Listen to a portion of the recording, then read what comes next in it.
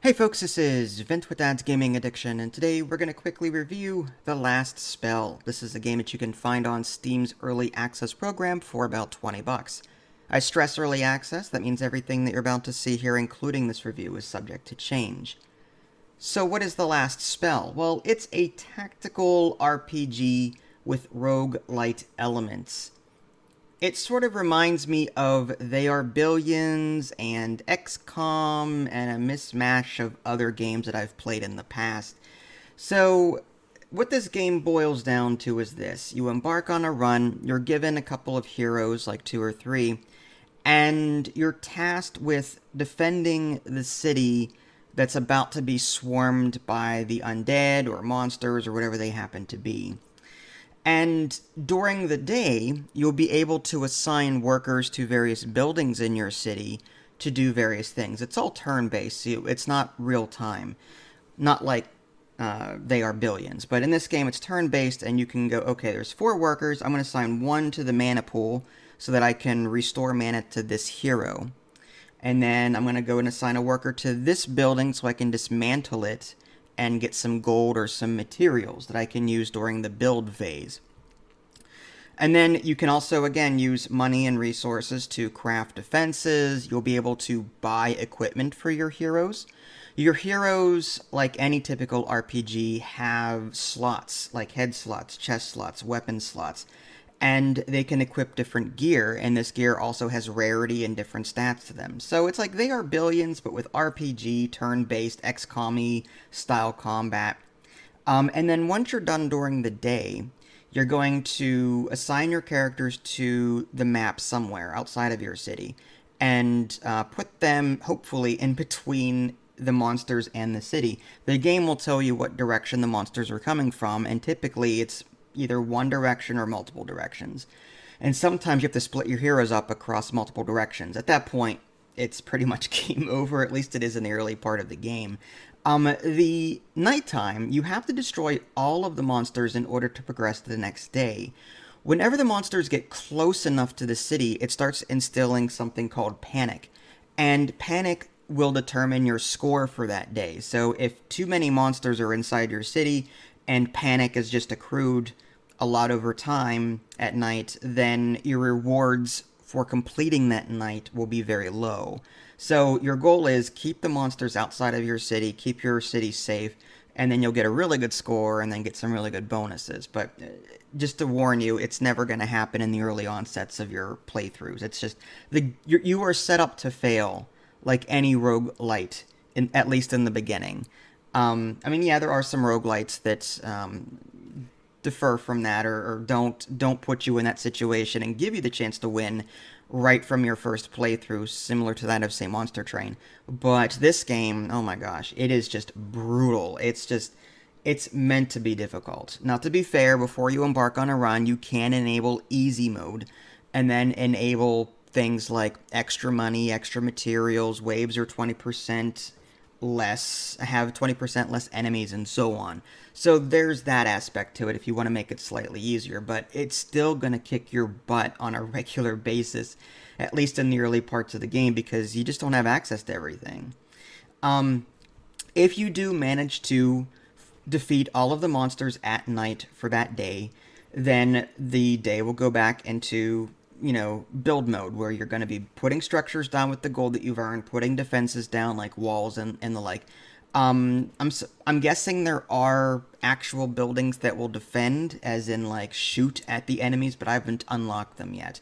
All I can build is walls at this point in time. Like I said, the game sort of sets you up to fail right from the beginning, and then as you unlock more things, you'll have a better opportunity to defend yourself.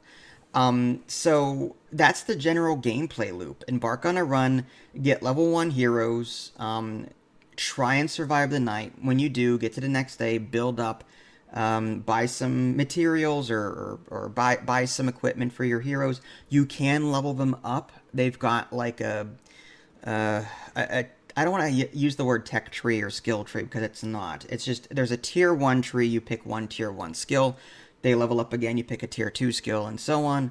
And then you're given maybe 5 different passive bonuses, like plus 10% to accuracy, or plus 3 to attack, or whatever. And there's rarities to these skills too. So, you'll be given, just like with equipment, rarities to different, picks. So you may want accuracy, but oh, look, this skill is an uncommon. So maybe I might want to take that instead. It gives me slightly better bonuses, but not to the stat I prefer.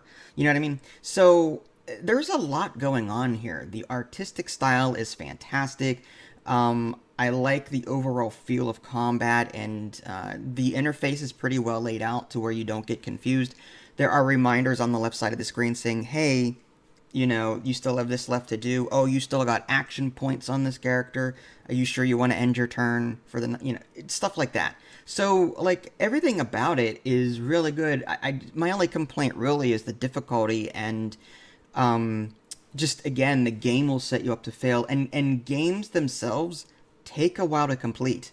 The fact that it's turn-based, and the fact that you've got multiple heroes to manage, like in XCOM, their action points, their movement points, and so on, one night can easily take you 10-15 minutes because you're sort of planning out everything. You've got 20 plus enemies coming at you, so you really need to plan carefully what you're doing with your heroes, what abilities they're using, and so on.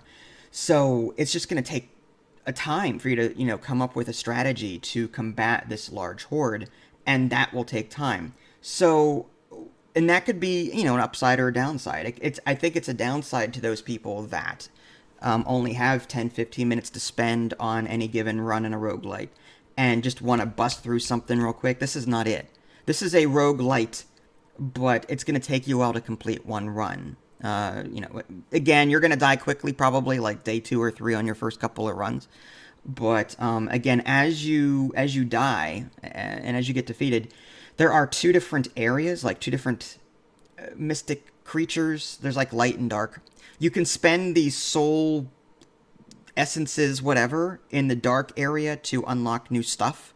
And then you can also complete achievements on the light essence side of things to unlock new abilities and new buildings and the like. So there's like achievements that you'll be trying to earn as you play, and you'll unlock new stuff on the light essence side of things.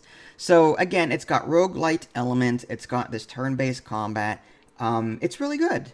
I can see why it has very positive reviews on Steam. My only real concern are those that want to play a roguelike or roguelite and expect the ability to win on their first playthrough. It may be difficult, but it's possible. That's what they want. But in this game, I can't see anyone winning this on their first playthrough. I'm sorry. I made it to day 2/day 3 on my first playthrough. It's difficult. I was not playing easy mode, however. I played it on the normal mode just to get a feel of the general flow of play. I probably will tone it down to easy mode at some point just to see if I can get further. But I do recommend this one. I just want to warn anyone that's buying into this game that it's not a quick run. It's not like Rogue Legacy where runs are completed in 2 or 3 minutes because your character dies repeatedly. You know what I mean? It's not like that. It's tactical. It's going to take some time to do. But I do like the base building. I do like the combat. I like the strategy involved. I like the RPG elements, and I like the roguelite upgrade system that's going on there. But again, it's just going to take you some time to actually get to a point where you feel like you're actually doing anything. So I do recommend it, early access. If you guys haven't already, subscribe to me on Twitch and YouTube. That way you can stay up to date with any new content I'm going to publish. This is Vince, thanks for watching, and I'll catch you next time.